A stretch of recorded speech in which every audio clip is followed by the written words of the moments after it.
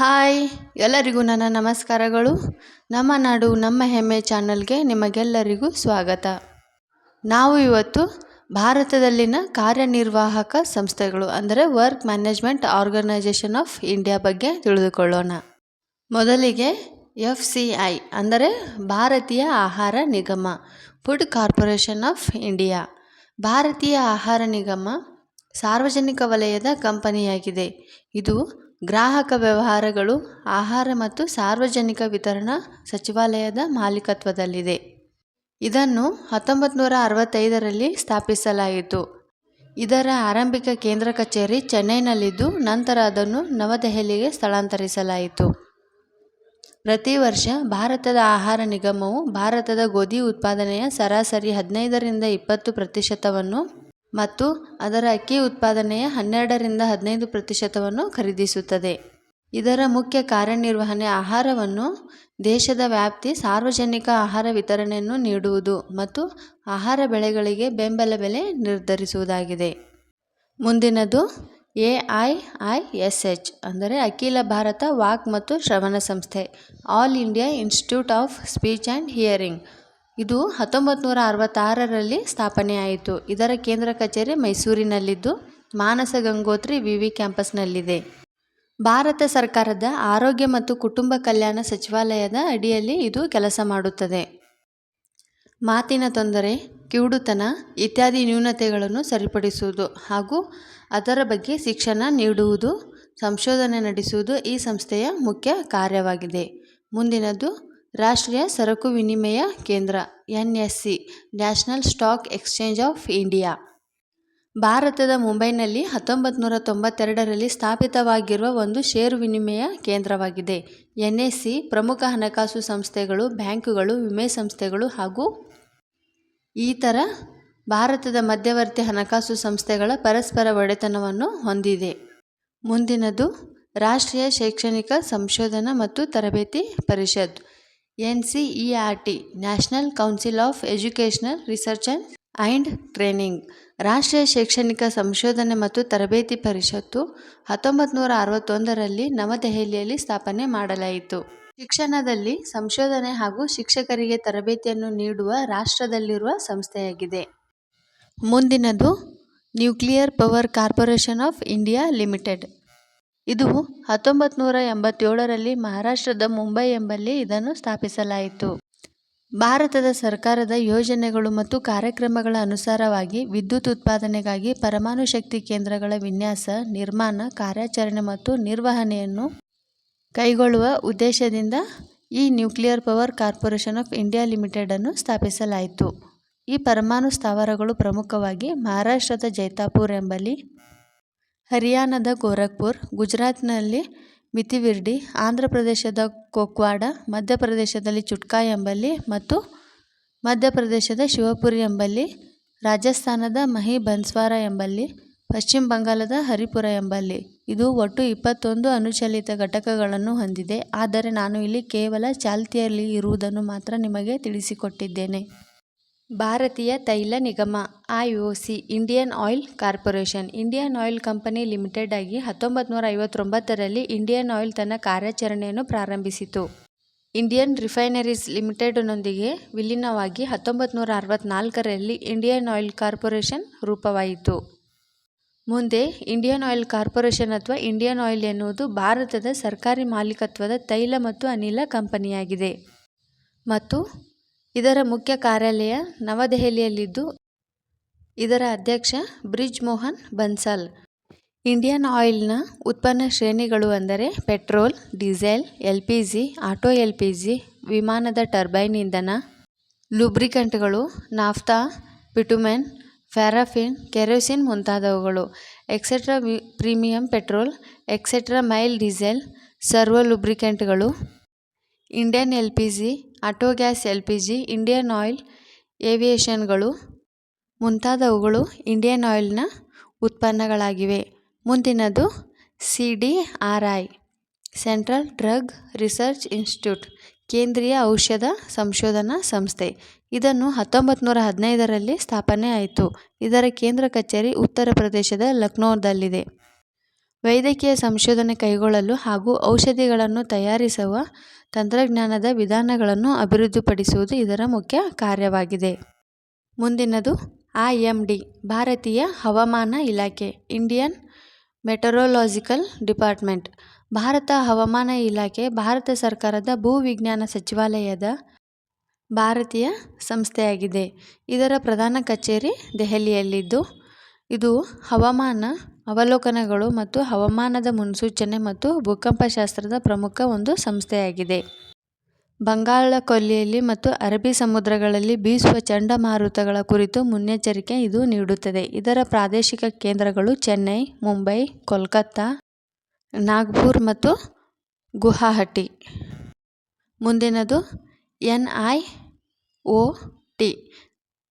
National institute of ocean technology ರಾಷ್ಟ್ರೀಯ ಸಾಗರ ತಂತ್ರಜ್ಞಾನ ಸಂಸ್ಥೆ. ಇದು 1993ರಲ್ಲಿ ಸ್ಥಾಪನೆಯಾಯಿತು. ಇದರ ಕೇಂದ್ರ ಕಚೇರಿ ತಮಿಳುನಾಡಿನ ಚೆನ್ನೈನಲ್ಲಿದೆ. ಸಾಗರಗಳ ಕುರಿತು ತಂತ್ರಜ್ಞಾನಗಳನ್ನು ಅಭಿವೃದ್ಧಿಪಡಿಸುವುದು ಇದರ ಮುಖ್ಯ ಕಾರ್ಯವಾಗಿದೆ.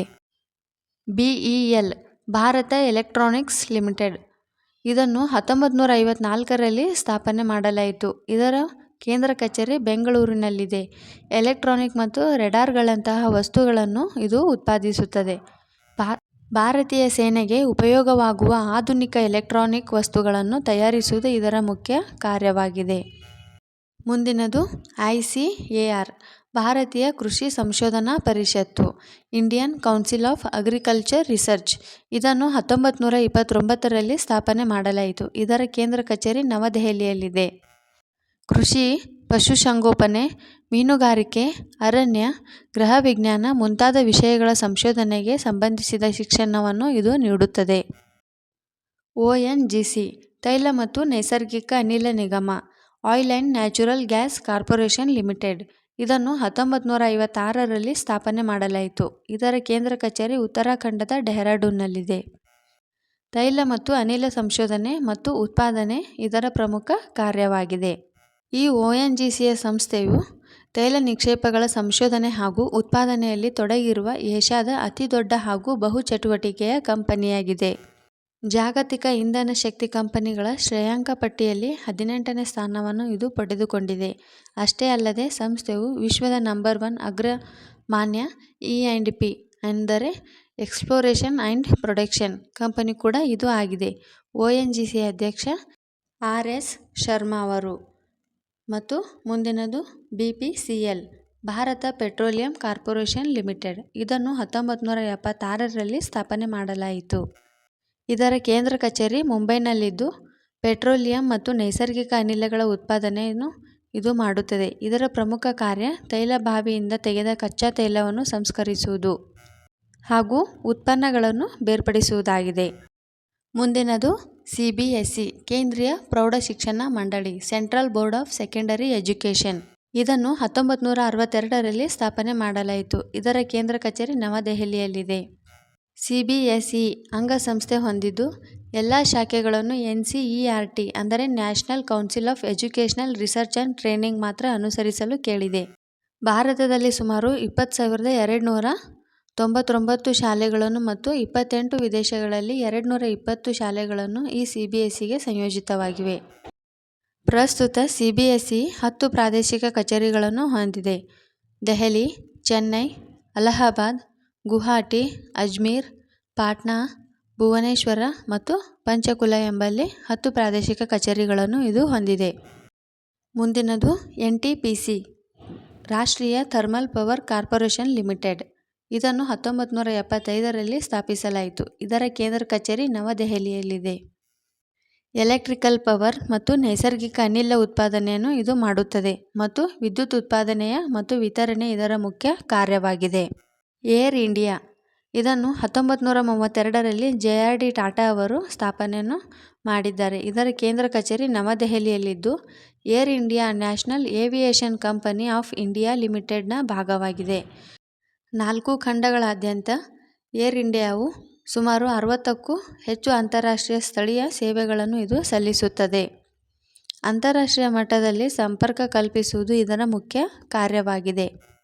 ಮುಂದಿನದು HAL ಹಿಂದೂಸ್ತಾನ್ ಏರೋನಾಟಿಕ್ಸ್ ಲಿಮಿಟೆಡ್ ಬೆಂಗಳೂರಿನಲ್ಲಿ ಇದರ ಪ್ರಧಾನ ಕಚೇರಿಯನ್ನು ಹೊಂದಿದ್ದು 23 ಡಿಸೆಂಬರ್ 1940ರಂದು ಇದು ಸ್ಥಾಪಿತವಾಗಿದೆ. ವಿಶ್ವದ ಅತ್ಯಂತ ಹಳೆಯ ಮತ್ತು ದೊಡ್ಡ ಏರೋಸ್ಪೇಸ್ ಮತ್ತು ರಕ್ಷಣಾ ತಯಾರಕರಲ್ಲಿ ಇದು ಒಂದಾಗಿದೆ.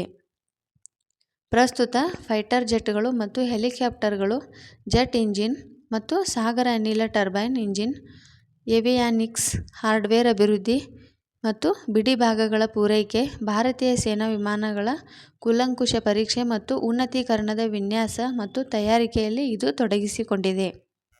ಮುಂದಿನದು HP ಹಿಂದೂಸ್ತಾನ್ ಪೆಟ್ರೋಲಿಯಂ. 1974ರಲ್ಲಿ ಮುಂಬೈನಲ್ಲಿ ಇದು ಸ್ಥಾಪಿತವಾಯಿತು. ಇದರ ಪ್ರಧಾನ ಕಚೇರಿ ಮುಂಬೈ.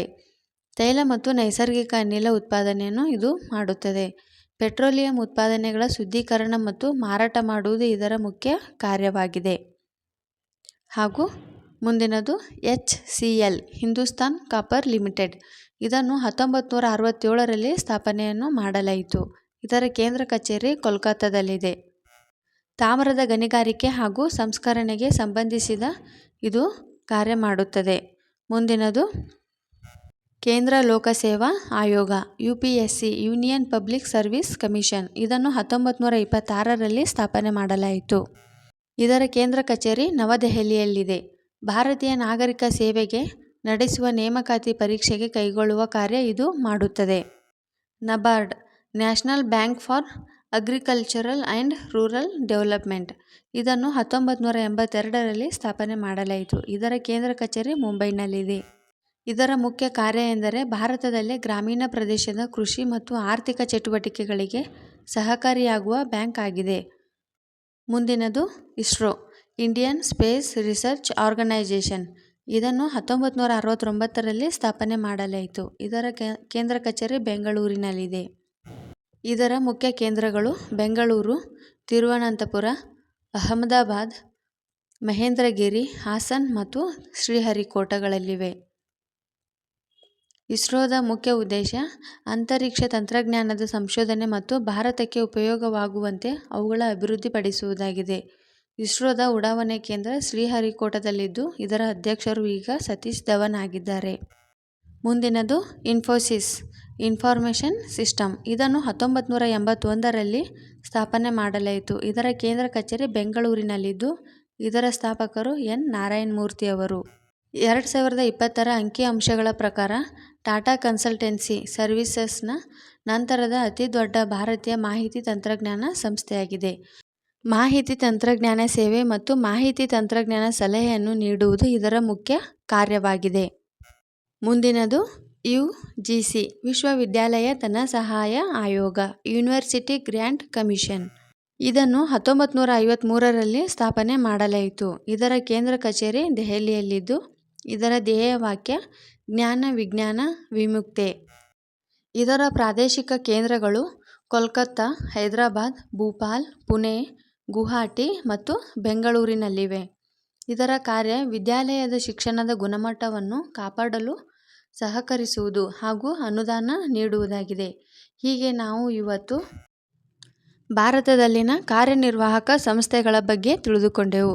ಹೀಗೆ ಇನ್ನೂ ಹೆಚ್ಚಿನ ವಿಡಿಯೋಗಳಿಗಾಗಿ ದಯವಿಟ್ಟು ನನ್ನ ಚಾನಲನ್ನು ಸಬ್ಸ್ಕ್ರೈಬ್ ಮಾಡಿ, ಲೈಕ್ ಮಾಡಿ ಹಾಗೆ ಫಾಲೋ ಮಾಡಿ.